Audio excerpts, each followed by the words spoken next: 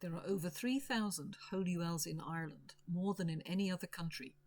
Almost every parish has its own one and occasionally more than one. This is Tobernalt, situated close to Lough Gill on the outskirts of Sligo. It's one of the many holy wells which are still regularly frequented and Patron Days observed. The practice of visiting holy wells is one of the oldest traditions of Irish Christianity.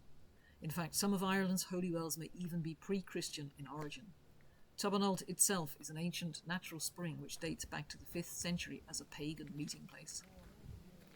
Holy wells were visited throughout the year, but most are associated with a particular saint, and that saint's feast day was the most popular day to visit a well and perform the pilgrimage.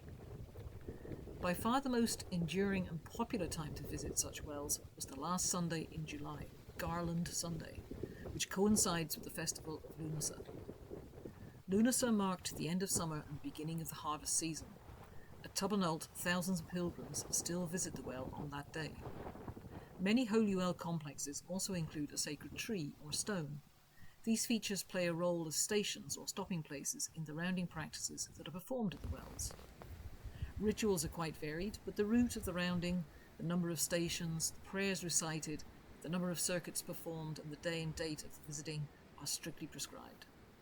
In past times, conventional medicine was not always available to people. Indeed, it was cheaper to visit a holy well than to visit a doctor, and often it was considered far more effective. A common ailment was backache, and the cure involved a certain amount of discomfort. For example, the penal altar at Tobernalt has a natural curved edge into which the pilgrim would press their back, and this would provide a cure for the backache. Stones found at holy wells include curing stones and hold stones and praying stones, penitential stations or cairns, and cross-inscribed stones, and these features can be incorporated into the pilgrimage practice at the well.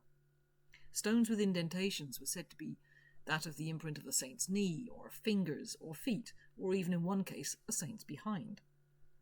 The depression in the altar stone at Tobernalt is locally known as the imprint of St. Patrick's hand.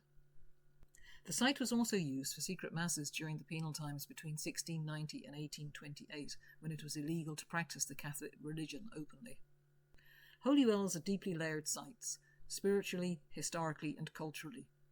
They remind us that Irish people, including our ancestors, lived lives shaped not only by formal religion, but also by land-based traditions and folk beliefs, and a strong sense of community ritual. Visiting or researching the well near your ancestral home could uncover not just stories about faith and healing, but also provide an emotional connection to the world that your ancestors inhabited.